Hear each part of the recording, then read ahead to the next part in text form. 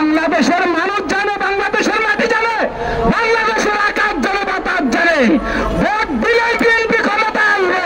তাই অন্তর্বর্তীকালীন সরকারকে বলে দিতে চাই, আজকের এই সমাবেশ থেকে অবিলম্বে জাতীয় নির্বাচনের রোডম্যাপ ঘোষণা করুন।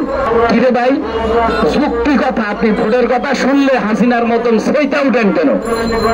এখন জনগণকে বুঝাচ্ছে কি আমরা ইসলাম বলেন, বাংলাদেশের শান্তি বলেন, যে প্রতিষ্ঠান বলেন, ব্যবসায়ী বলেন, সবকিছু আপনারা সুসংগঠিত করেছেন। বিএনপি গত জীবনে ক্ষমতায় ছিল বিদায়।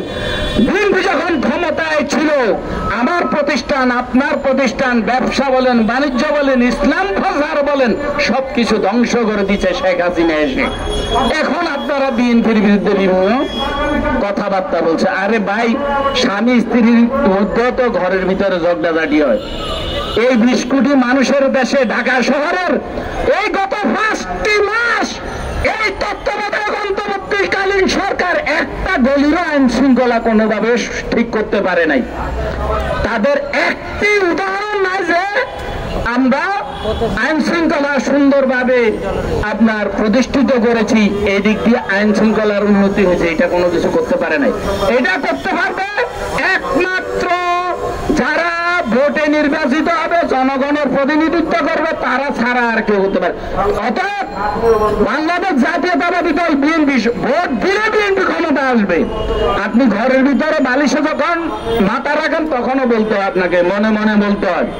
আমরা তো এখন বলতেছি, বাংলাদেশের মানুষ জানে, বাংলাদেশের মাটি জানে, বাংলাদেশের আকাশ জানে, বাতাস জানে, ভোট দিলেই বিএনপি ক্ষমতা আসবে।